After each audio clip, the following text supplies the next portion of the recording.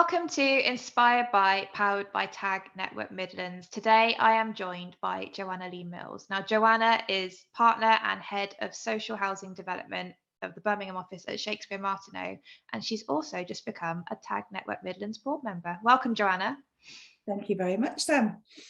So where shall we start? Do you want to tell the people a little bit about what it is you actually do? Yeah, absolutely. So I'm a solicitor by profession. I qualified back in, probably showing my age here, back in 2001. So I've been doing it a rather long time. Generally, I have worked in Birmingham city centre in the Colmore district. My specialism since around about 2004, so again, very long time, has been in social housing development. So a lot of social value in that, specifically acting in acquisitions and sales for registered providers, that's housing associations, and building social housing and affordable housing for people that can't afford to get onto the property ladder. I joined Shakespeare Martineau roughly about 15 months ago as a partner, as you said, and I head up the social housing development team there. We have quite a large sector team. Social housing incorporates quite a lot of different disciplines, of which social housing development is one of them. We have obviously sales and corporate governance, etc., and it just goes on and on. Yeah, my role there is to lead up the team, which is spread across various offices. I'm based in the Birmingham office at Shakespeare Martineau, but we've got offices ranging from London all the way to Edinburgh. Wow, that's a lot of places. Okay. So did you always want to go into social housing? Was that kind of the avenue you were going down when you were training to be a solicitor, or did that kind of come naturally? It happened by default, actually. So I trained at quite a small high street practice. It was my training significantly concentrated on commercial property and residential property, which provided a good base, actually, in terms of the development work that I was going to continue to work on throughout my career. When I qualified into a large law firm, Eversheds, which is like an international law firm, yes, I joined the development team there, worked for quite a few commercial developers at that time as a junior lawyer, and sort of by default acted for some registered providers, housing associations, and quickly learned that, or certainly from my perspective, that it was a sector that I felt sort of like quite rewarding to be a part of, and quite rewarding to feel that actually, you know what, you're in a profit-making industry, but not profit-driven. So I think the sector, given that there's a lot of government funding and grant funding, it has the time to focus on sector challenges that are that really touch and concern people's lives, such as, and currently the sort of like top topics, if I can say it right, are like the green agenda, retrofitting, you know, obviously in the cost of living crisis and housing crisis. So, you know, the sector is really spearheading initiatives on these sorts of sector challenges. So yeah, within a few years, I felt that actually, no, this is my niche. This is where I want to settle into, and the rest is history, Sam. That's amazing. I love that you brought your values and the things you care about into your work that you do. That's amazing. So you mentioned a word there, retrofitting. What is retrofitting? Right. So now this is a huge topic, certainly for, well, the housing industry as a whole, but particularly for the affordable housing industry. I mean, you probably have heard of all the net zero carbon targets. Obviously, everybody's trying to work towards carbon reduction. We have an absolute finite target of 2050 to reach that sort of like, you know, so these targets that the government have set for carbon reduction. And retrofitting is, in terms of housing, is reducing either the carbon footprint or carbon output of a house. So it's going into already built houses and changing the structure or substructure or whatever it might be to make them more carbon efficient. And one of the outputs of that is obviously reduced, not only the reduced carbon, but should be reduced energy bills as well. So in terms of, just to give you a scale of the problem that it is, there's something like 270 million affordable homes that need to be retrofitted in the country. And we are not doing anywhere near enough at the moment. The cost of which to retrofit them will be something along the lines of £100 billion. And the government's pot, which are funding pot towards that currently, is 3.2 billion. So it's a drop in the ocean. It doesn't even make a dent on the amounts of money that's required to invest in this sort of huge project that we need to embark on, not only as a nation but globally as well. So in terms of the sector, very passionate about this, and this is going to be one of the big topics in a lot of the housing conferences this year. So I'd have to watch this space and just further the conversation and further the agenda. So yeah, you mentioned there it's going to be a huge global project. Now Birmingham is the second city. It's huge, and the amount of social housing we have in Birmingham is enormous. So it must be taking up so much of your time simply just in the area that you're in. Yes, yeah.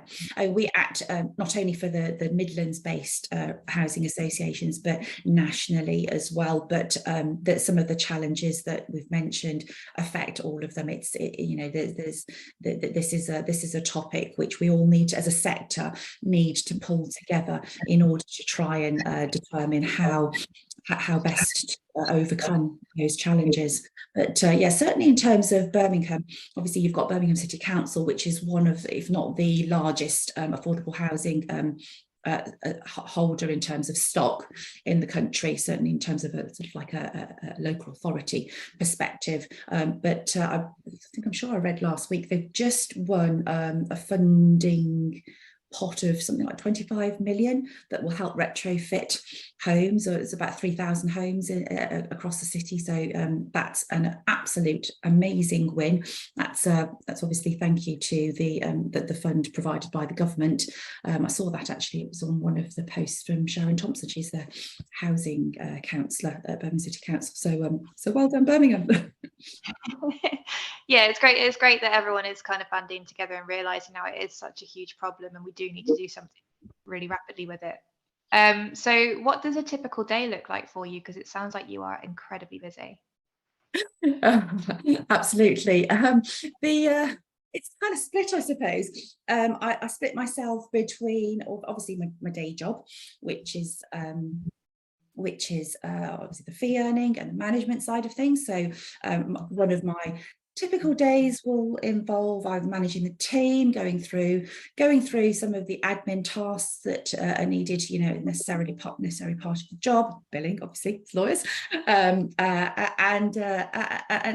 I have a huge strategic role, obviously, in the growth and direction of my particular sector team as well. So it's always looking at pipeline and delivering on great client service. Obviously, ultimately, the reason why we do it is to provide brilliant service to our clients and good quality legal work. The other half of my job will be on some of the coaching and mentoring stuff that I'm very dedicated to. So obviously TAG Network is one of those amazing organisations that I've joined recently as a board member, and I hope to deliver a little bit more in terms of putting back to our younger generation in terms of like legacy training, I suppose. I mean, they are the future, of our future leaders of the city. So the other half of my time is spent either the coaching and networking side of things, or sorry, coaching and mentoring. I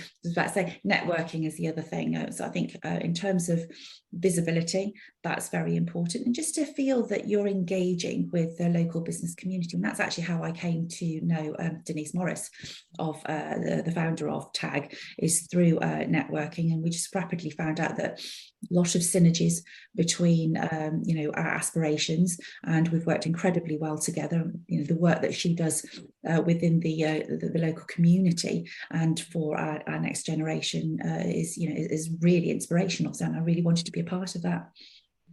Amazing. Yeah, tag is amazing. I love it. Okay, so what was the first tag event you went to? Can you remember?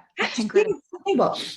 So I think the first significant one I went to was a round table event, and that was sort of like maybe a couple months ago. But it was a leadership, one of the leadership collective roundtables, and that just opened my eyes to how prolific and how amazing the reach can be of this particular group, because not only did we have like 25 leaders from different organizations in different sectors in that roundtable discussion, but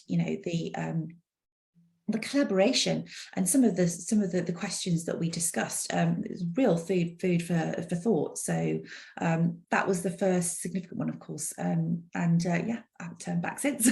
Look forward to a lot more. Yeah, definitely. I think the roundtables are great because it's great in terms of reach and visibility and things like that. But sometimes it's nice to just sit around with a bunch of other people who are they're doing different things to you, but you're all experiencing the same kind of problems as leaders, essentially. And it's probably quite nice to vent to someone about the same issues you've got. Right? Well, that's it, because it isn't, the whole session was dedicated really to a sharing of experiences and ideas. And actually there was, whilst there were a lot of similarities, notwithstanding the sector that you came from, but actually there was few sort of like golden nuggets to take from individuals as well. So, and I think that's what it's about when you get to that position of leadership or seniority, shall we say. It's really important that you have a good support network with your cohort, and the learning never stops, does it? There's no right or wrong often in some situations, but you can certainly learn from other people's experiences, and I found it just fascinating and extremely useful to engage with some of the individuals in that particular session. Yeah, absolutely. Oh, I'm glad you got some use out of it. That's really cool. So what tips do you have for someone who someone has just been promoted into a leadership role, it's their first leadership role. What tips do you have for someone who needs to go out and make themselves more visible? First of all, I'd say one of the lessons that I've learned along the way is opportunities don't just happen. You have to create them. So, if you have a vision, and that's obviously, it starts from where you want to see yourself, and what's your vision for your team, your company, have that clear vision and get yourself out there. There are unfortunately no shortcuts, but you can gain some good tips along the way. If you're going out networking, engage with people. People want to see that authenticity, and you know your company. That's one of the important things, is you have to know your offering, because you have to know what you can provide to prospective customers or clients. And the thing is, you want to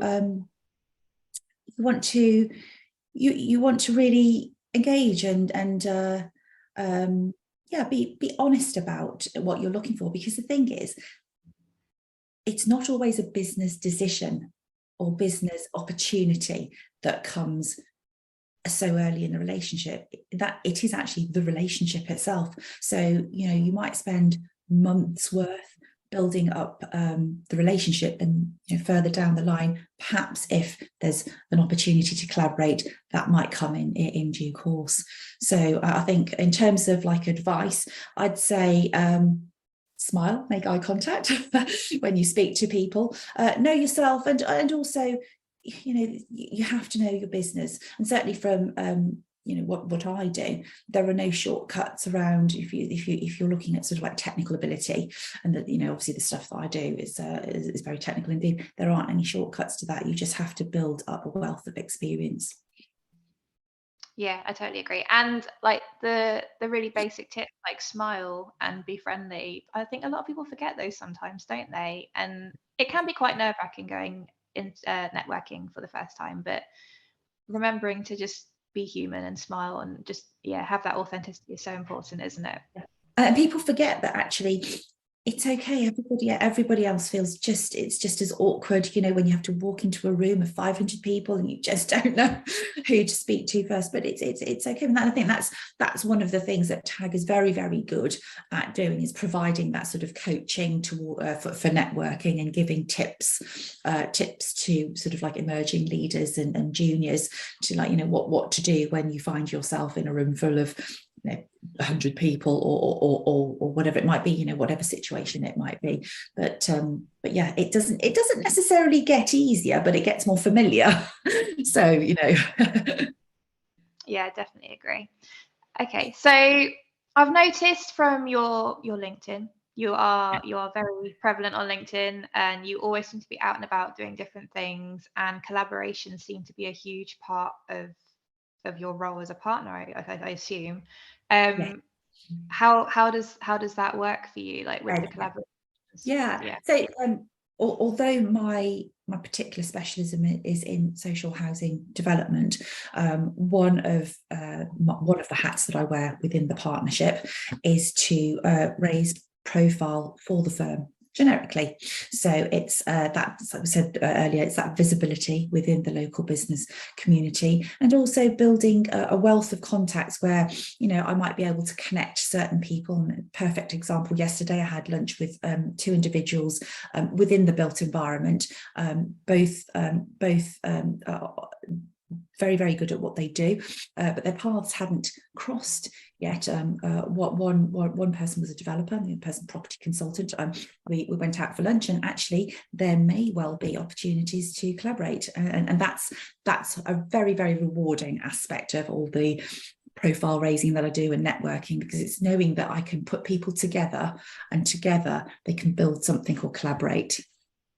Yeah, would you say being a connector is one of your superpowers? I like to think so. I certainly strive to achieve that. But yes, yeah, I think that's one of the things, is like, obviously, you know, in order to do it, you need to know your audience and know people, and in order to do that, you've got to make that connection in the first place, haven't you, on a personal level, and understand the needs of their business. But also it's about personality fit half the time, so it's understanding which persons you would want to put in front of one another. But you know, when it takes off, and there's a tangible relationship that comes out of it, there's nothing more rewarding than knowing that you were there to facilitate that. Yeah, I think a lot of people forget as well that leadership roles are about bringing people together and connecting people, because it's about building that team, isn't it? Even if it's external stakeholders as well. So you seem to be absolutely smashing that. Love it. That's it. It's that wider picture, isn't it? Because I think when you're coming through the ranks, certainly as lawyers, you know, you have that sort of tunnel vision, and you only look at really what's on your desk and immediately in front of you. But as you come through seniority and, you know, leadership scenarios, you understand that, you know, it's much, much wider than yourself, much wider than your own team even. It's all about, you know, cross marketing, cross sector working, and it just gets wider and wider. Yeah, definitely. Okay, so let's get back to your career. Did you have a clear strategy when you started out in law that you wanted to become partner, and you kind of had a plan to how to get there, or was it something that kind of fell into? Well, I always had an aspiration, obviously, to get to the position that I'm in now.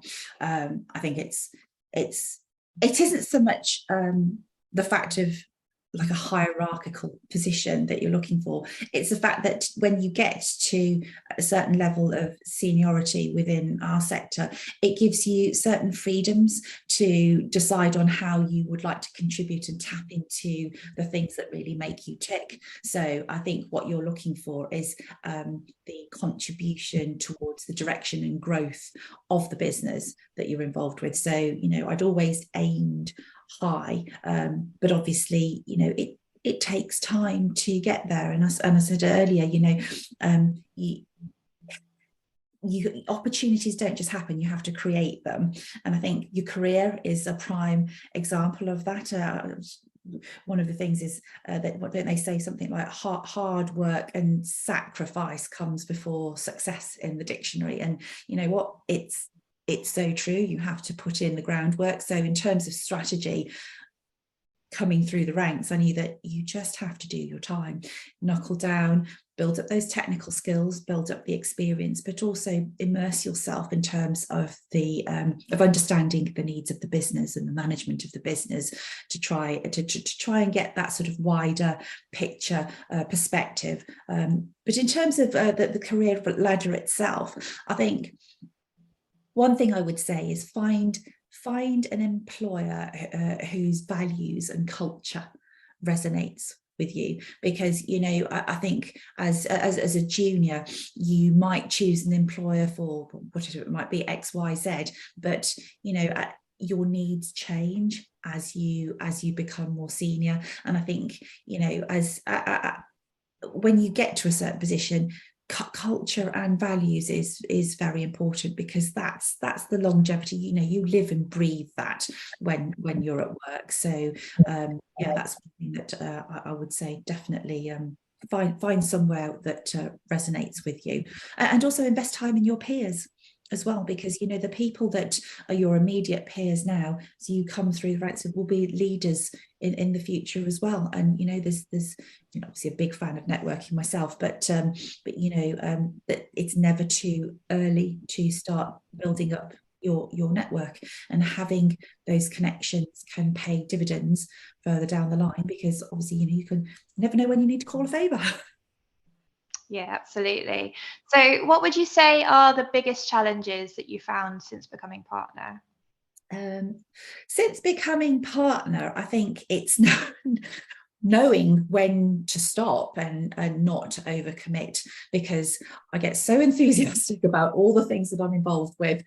And I always say to people, it feels like sometimes I have a day job and a night job, because obviously I try to fit in all the relationship building and networking into evening or late afternoon events, and obviously then that allows me the sort of significant part of the day to focus on either the fee earning, the management of my team. So overcommitting is definitely one of them. In terms of sort of like not just since I became a partner, just general challenges for somebody joining the legal profession.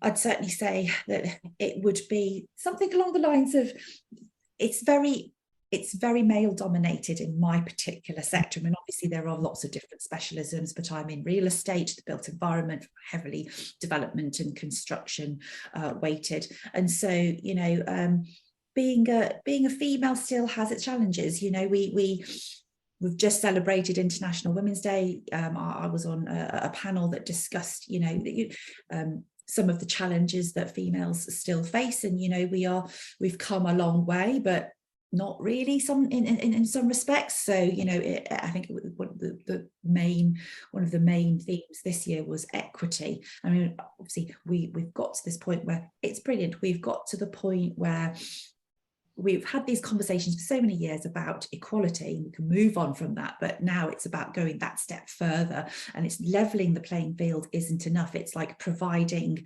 the resources to everybody within the organization, female or otherwise, to achieve the same outcome. And I think that's one of the challenges still. Because ultimately, when you're coming through the ranks as a female lawyer, I mean, there's the reality of the biological clock, and that's one thing which is, it's not often spoken about, but I think a lot of women, it resonates with a lot of female emerging leaders. And I fell into that sort of like position as well. Like, you don't want to take your foot off the brakes, because you don't know if you come back from a maternity leave, if you do it too early, you're going to be made to start all over again. So, yet another great tip, I suppose, would be to find an employer that really does provide that live and breathe that equity, because if you want to, as everybody should have a right to start their families, when they're ready to do so, you want your employer to be there to support you when you come back from your maternity leave. So yes, I think just finally, the one last thought would be working out leadership style as well, because I think that's one challenge that female leaders face sometimes, you know, particularly in a male dominated sector such as mine, is like, do you join the leadership style of some of your male counterparts? And actually that would have never suited me anyway. So I've always gone by the premise I need to just be myself. I love that. Yeah, it's so important, isn't it? And yeah, I guess with a legal career, especially starting a family, is tough trying to plan when to do that and how to fit it in. And then once you have them, you've got such a busy schedule that you've got to fit everything around as well. So I love that you're bringing your values to Shakespeare Martineau, and I'm hoping your team are reaping the benefits of that. So yeah, you mentioned that obviously law is very male dominated. Have you ever had any instances where you've had to prove yourself against your male peers, or you feel like you were treated unjustly or anything like that? Two things I want to mention. We've come a long way. So actually we've got to the point now where I think there are just slightly more female lawyers than there are males. But having said that, in terms of leadership positions, like partnership positions, we're not there yet. I think still we're sort of teetering around the sort of 30% mark. So, you know, it's a profession that's not without its challenges there. But yeah, I've had some funny old situations where I won't say when it was, but I've walked into meetings where I've been asked to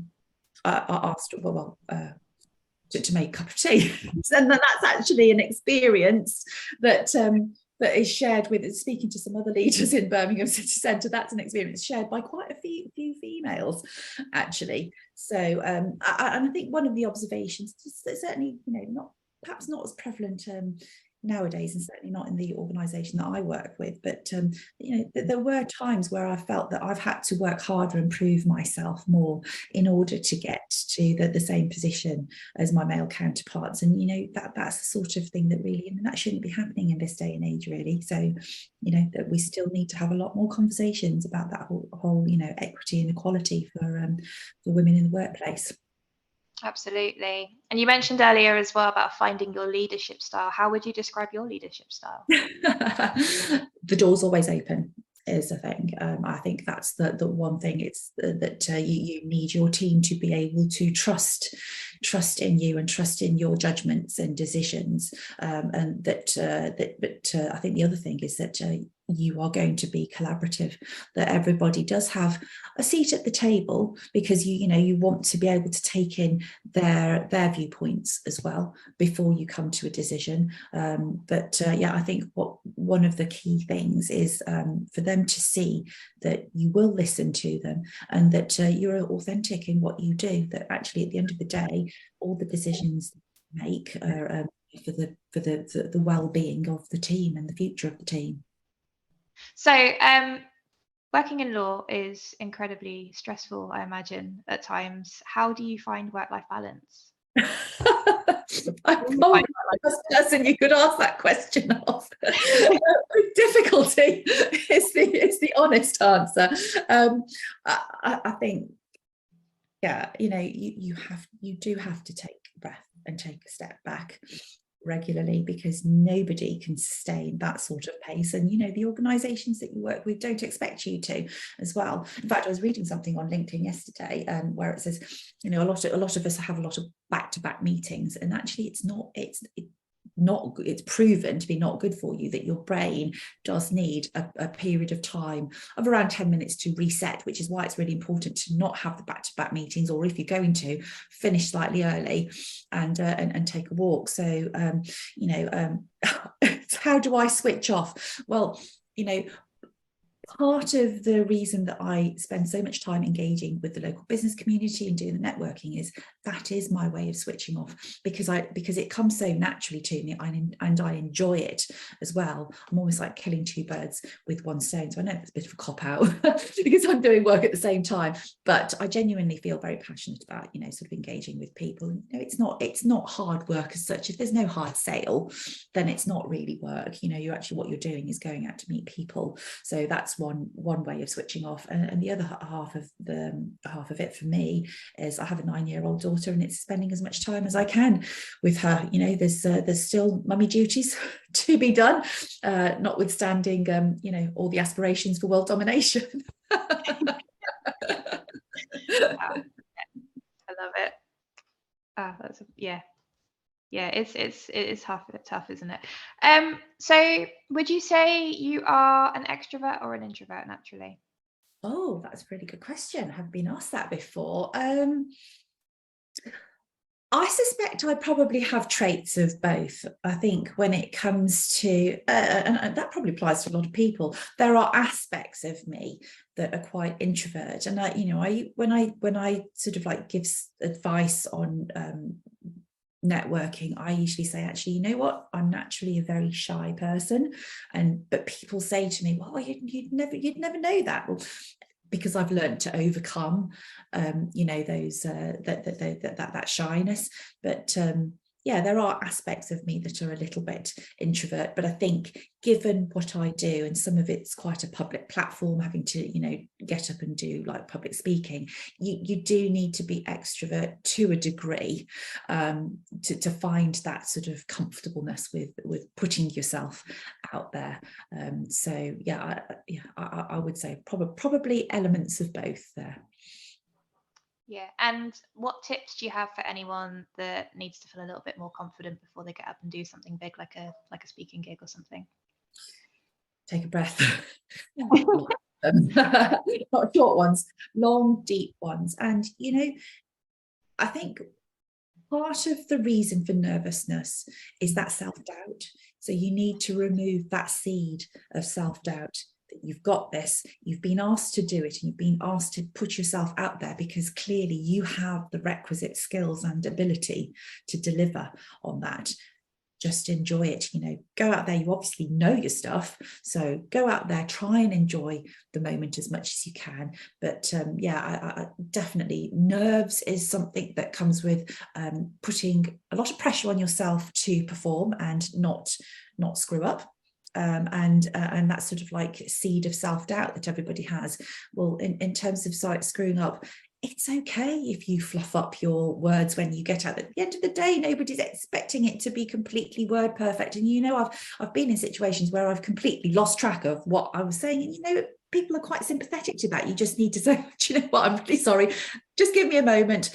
I've lost my thread, or I've lost where I am, and that's completely okay. Your heart might be thumping whilst that's happening, but it's fine. You can get over it. So I think main thoughts from me would be, you've got this. You've been asked to do it for a reason, so believe in yourself. I think that's one of the things that takes years to nurture in terms of your own attributes, is having that degree of self-confidence and self-belief. Yeah, I think that's super important tips for everyone, not just leaders, for sure. Okay, so I've got 3 questions I'm asking everyone at the end of their interview. First of all, what's one piece of advice you wish you'd been given at the start of your career? Okay. Know yourself, actually, because I've spent many years developing that self-awareness. So it's knowing what I want out of my career, what I want to achieve in my career, and where I want to be. One of the sort of like typical interview questions is, where do you see yourself in 3 years, 5 years, 10 years? So it's developing that self-awareness, actually, which is a very valuable lesson, because it's not something that comes particularly naturally. You might think that you want something out either of a career or situation, but it's life experiences that teaches you otherwise sometimes. Okay. And what's one book, podcast, or talk that's really inspired you?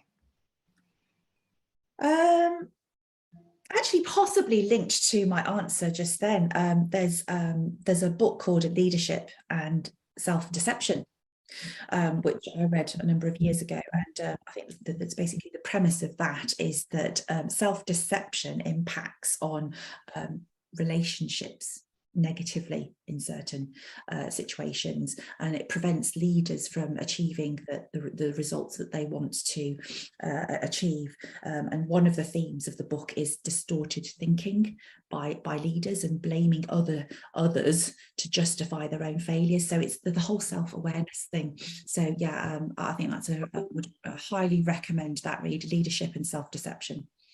I'll have to check that one out. Sounds great. And who is one person who's inspired you throughout your career? Oh my goodness me. Do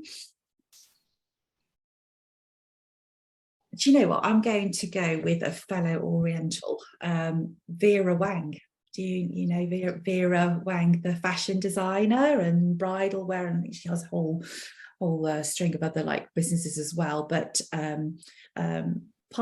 partly because actually I was always very creative, and that's actually a sector that I would wholeheartedly gone into had I had the opportunity to do so, but it's a bit too late in the day now. But you know, she's walking proof that it's never too late to come into a new career. I believe she was something like a journalist and a professional skater in her earlier years, but she entered into the fashion industry in her 40s, and look at the empire that she's grown. She's one of the world's like premier fashion designers now. So yeah, so I guess as a fellow Oriental, yeah, someone that I respect a lot, and you know, very inspirational story there. Do you wish you had more role models growing up that looked like yes, you? that's yeah, and yes, I do. I would have liked to have a little bit more support from my parents as well, to look at role models. I mean, certainly my father was most people look at their parents, don't they, for their sort of like core or first role model. And certainly my father was one of them. He was a sort of like small-time commercial property developer. So I grew up in a real estate environment from the start. But in some ways, I would have hoped that growing up, they might have helped me look at, like, you know, why don't you look at so and so? And I didn't have that sort of like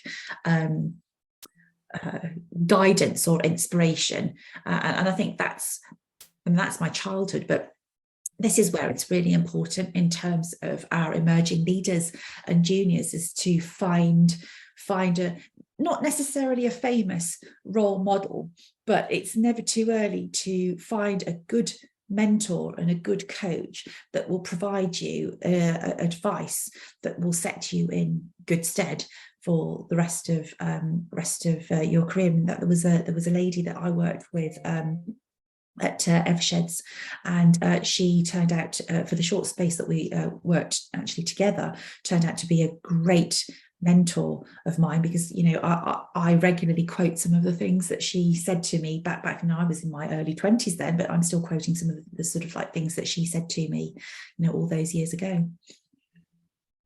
Great. Okay. Joanna, if people want to find out more about you and your work, where can they find you? Well, first place is on the Shakespeare Martineau website. So, you know, please feel free to reach out to me on my, you know, email address there, or reach out to me on LinkedIn. Always happy to engage and connect. Amazing. Thank you so much for joining me today, Joanna. I really appreciate the time you spent with me. No, it's been an absolute pleasure, Sam, and no doubt I'll see you soon.